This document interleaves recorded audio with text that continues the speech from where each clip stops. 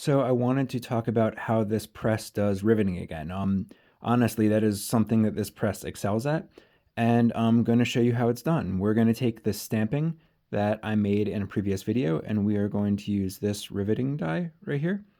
This is made for 1/16 inch rivets. As you can see, there is a divot in there, and it sets the heads perfectly. So I will show you how it's done. All right, so we have that rivet in there.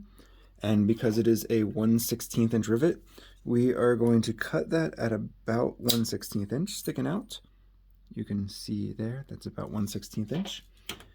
And then the tricky part is getting it onto the anvil without dropping the rivet, which there we go. Drop it down a tiny bit more.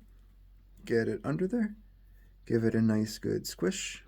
Now I don't want to push so far that I stamp into the copper with the die, but there you go. That is a perfectly set rivet. So I'm going to go back and do the rest of these, and yeah, I'll show you all 4 of them.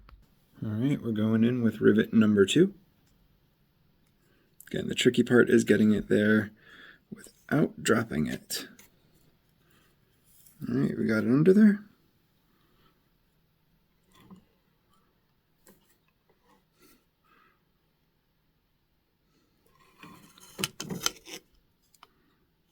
That is rivet number 2.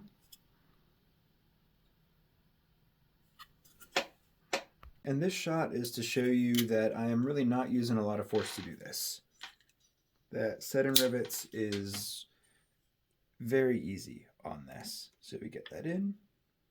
I want it, grab. I'm not even going to the back of the handle to do this. Just a nice, gentle, one-handed amount of pressure.